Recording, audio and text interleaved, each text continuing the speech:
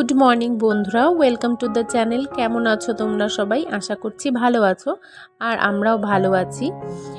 আমি রিনি, শিলিগুড়ির মতো একটা সুন্দর শহর থেকে তোমাদেরকে সঙ্গে নিয়ে আজকে সকাল থেকেই ভিডিওটা শুরু করছি। আর এই যে এই গাছটা যে দেখাচ্ছি, এই গাছটার নাম হচ্ছে গ্যান্ডি ফ্লাওয়ার ট্রি। তো এখানে দেখো গ্যান্ডি ফ্লাওয়ারগুলো কি সুন্দর হয়েছে, এই দেখতে পাচ্ছ? খুবই সুন্দর হয় এই ফুলগুলো, খুব সুন্দর লাগে। আর গাছ ভর্তি হয়ে থাকে, ঠিক এই সিজনেই হয় সারা বছরের মধ্যে। এটাই হচ্ছে সিজন এই ফুলগুলো হওয়ার। কিন্তু এই ফুলগুলো না আমরা হাতের নাগালে পাই না ছিঁড়তে পারি, এই হচ্ছে ব্যাপার। কিন্তু দেখতে খুবই সুন্দর লাগে। হঠাৎই কখনো হয়তো গাছ থেকে পড়ে যায়, তখন হয়তো আমরা পাই, তাছাড়া কোনোভাবেই এই ফুলটা পারা যায় না, বা এটার কোনো রকম বিছনও তৈরি হয় না যে কোনো গাছের চারা বানানো যাবে, এই আর কি। তো সকাল সকাল উঠে পড়েছি, সকালে ফ্রেশ হয়ে ঘরের কাজকর্মতে হাত দিয়ে দিয়েছি। আর আজকে সব কাজকর্ম আমাকেই করতে হবে, কারণ আজকে মাসি আসবে না। মাসি দুদিনের জন্য ছুটি নিয়েছে, মাসির কোথাও একটা যাওয়া রয়েছে তার জন্য। তাই আমি আজকে একটু বেশ সকাল সকালই উঠেছি, কারণ ছেলে স্কুল আছে, তো ঘরে সব কাজকর্ম সারতে হবে। তারপর ছেলেকে স্কুলের জন্য রেডি করব, ওকে ঘুম থেকে তুলবো, রেডি করব, খাওয়াবো, নিয়ে যাব। তো ওর পিছনে অনেকটা সময় দিতে হবে, তারপর প্লাস ঘরের কাজকর্মের পিছনেও অনেকটা সময় দিতে হবে। তাই সকাল সকাল উঠে পড়েছি। উঠে বিছানা ঝেড়ে নিলাম, এখনও বাবা ছেলেতে ঘুমোচ্ছে, আর ততক্ষণে আমি এদিকের ঘরগুলো ঝেড়ে মুছে নিচ্ছি। আর ওরা ঘুম থেকে উঠে গেলে ওদিকের ঘরটা লাস্টের দিকে ঝেড়ে মুছে নেব। আর আগে আগে আমি এগুলো করে নিচ্ছি, তাহলে ছেলেকে স্কুলে ছেড়ে এসে আমি স্নান পুজো করে ব্রেকফাস্ট করে নিতে পারবো। এই জন্যই হাজব্যান্ড আর আমি দুজনে একসাথে ব্রেকফাস্ট করে নিতে পারবো, তার জন্য কাজকর্মগুলো তাড়াতাড়ি করে সারছি। আর এখন ছেলেকে স্কুলে দিয়ে চলে আসি। এখন তো আরও কাঁদে না। ও ফার্স্ট যেদিন স্কুলে গেছিলো সেদিনও কাঁদেনি, তার 2-3 দিন পর থেকে যখন সব বাচ্চাদের কাঁদতে দেখেছে তখন থেকে ও কান্না শুরু করেছিল। তবু বেশি দিনও কাঁদেনি, 1 থেকে 2 দিনই কেঁদেছিল।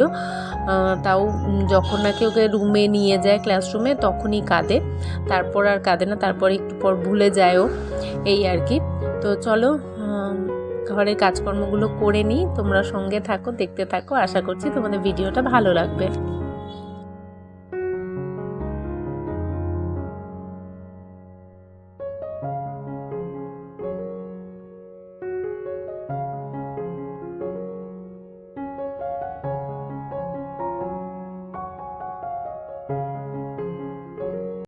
আর সেদিন ব্যথার পরে যখন ডক্টর দেখিয়েছিলাম, ডক্টর তো রিপোর্ট দেখে বলেইছিল যে স্টোন হয়েছে, আর তার সাথে ভীষণ হালকা খাওয়া দাওয়া করতে বলেছে, একদম তেল ঝাল মশলা ছাড়াই মানে খাওয়া দাওয়া করতে বলেছে। তো ওরকমই করছি, কেননা আবার সেই তেল ঝাল মশলা যদি একটু বেশি খাই, কষ্টটা তো আমারই হবে। তো তার জন্য একদম খাচ্ছি না। আর এই জন্যই মানে একদমই আজকাল পাতলা পাতলা রান্না করছি, হালকা তেল একদম কম দিয়ে রান্না করছি, যাতে কোনোভাবেই কোনো গ্যাস বা কোনো রকমভাবে কোনো কষ্ট যাতে না হয়, এই আর কি। তো এখন সব কাজকর্মগুলো করে নেব, করে তারপর ছেলেকে ঘুম থেকে তুলবো। তো ও ওঠার আগে আমার কাজকর্মগুলো হয়ে গেলে না একটু সুবিধে হয়। আর আমার সাথে সাথে না বাড়িতে সবাইকেই আমি একটু এখন হালকা হালকাই দিচ্ছি, কারণ সবার জন্য রান্না করে তারপর আমার জন্য আলাদা করে করা আমার পক্ষে সম্ভব হবে না। তো তার জন্য এখন একটু তেল মশলা কম করে একটু হালকা করে রান্না করছি, যেটা সবাই খাচ্ছে। আর কেননা সব কিছু করে না লাস্টে নিজের জন্য আর ইচ্ছে করে না। তো তাই ভাবলাম যে আবার আমার জন্য এক্সট্রা কি করব, তো একটু হালকা করেই সবার জন্য করি। সবার এখন যা গরম পড়েছে তার জন্য একটু হালকা করলে পরে সবার শরীরটা ঠিক থাকবে, আর সাথে আমিও ওই খাবারটাই খেতে পারবো, আমার জন্য আর এক্সট্রা কিছু করতে হবে না। আর সেদিন ব্যথা যখন হয়েছিল তখন তো মা চলে এসেছিলো, তো ডক্টর দেখানোর পরে মা ছিল আমার কাছে, 4-5 দিন মতন ছিল।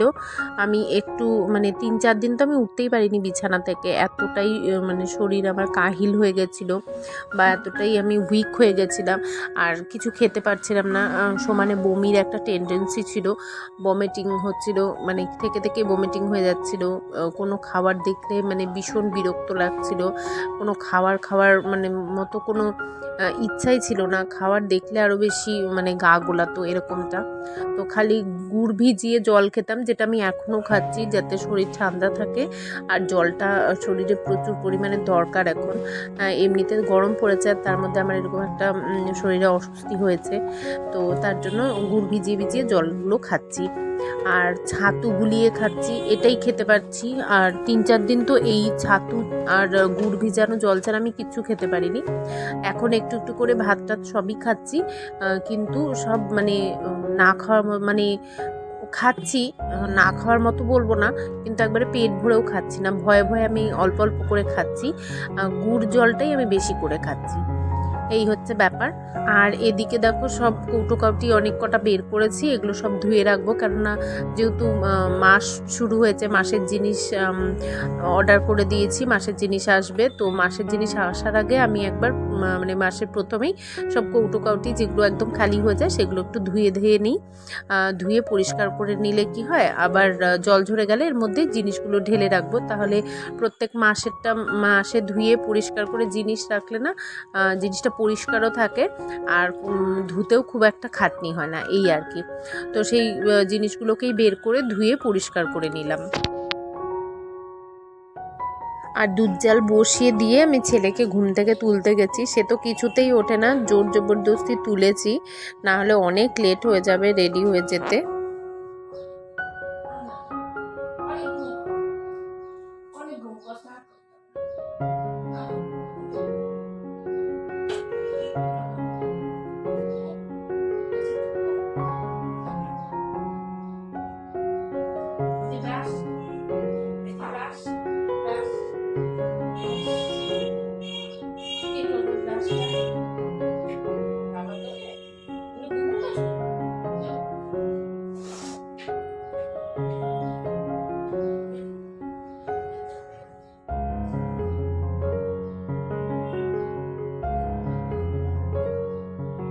অনেক আদর যত্ন করে ব্রাশ ট্রাশ করিয়ে ফ্রেশ করে এখন ওকে আগে খাইয়ে নেব, তারপর ওকে রেডি করব।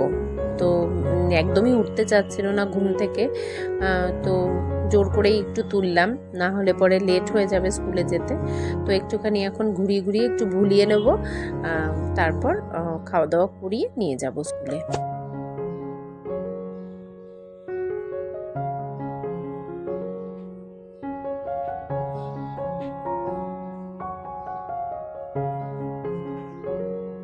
আর এদিকে গরুর দুধও চলে এসছে, এটাও বসিয়ে দিয়েছি। আর এদিকে চা করে হাজব্যান্ডকে দিয়ে দিলাম, হাজব্যান্ড উঠে গেছে, ও ফ্রেশ হয়ে নিয়েছে, ওকে চা দিয়ে দিলাম। আর এখানে গরুর দুধটা এখন জাল বসিয়ে দিচ্ছি।